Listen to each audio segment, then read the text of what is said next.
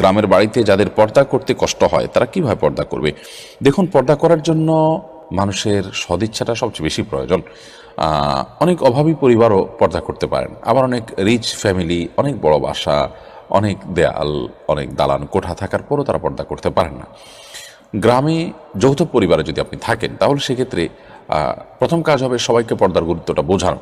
যদি সবাইকে পর্দার গুরুত্ব বোঝাতে পারেন তাহলে আমরা ছেলেবেলায় যেমন দেখেছি যে বাহির থেকে কেউ আসার সময় কাশি দিয়ে আওয়াজ দিয়ে আসতেন, তাতে মেয়েরা সেফ সাইডে চলে যেতেন। আবার বের হওয়ার সময় কক্ষ থেকে তারাও একইভাবে আওয়াজ দিয়ে আসতেন। আর মেয়েরা যখন বাইরে যেতেন যথাসম্ভব ঘোমটা টেনে এমনভাবে বের হতেন যে তাদেরকে দেখা না যায়।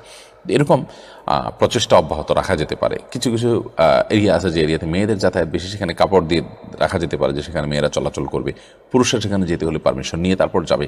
এরকম পরিবেশ তৈরি করলে পর্দার উপরে চলা সহজ, কিন্তু এটার জন্য আশপাশের সবার সহযোগিতাটা খুব বেশি জরুরি।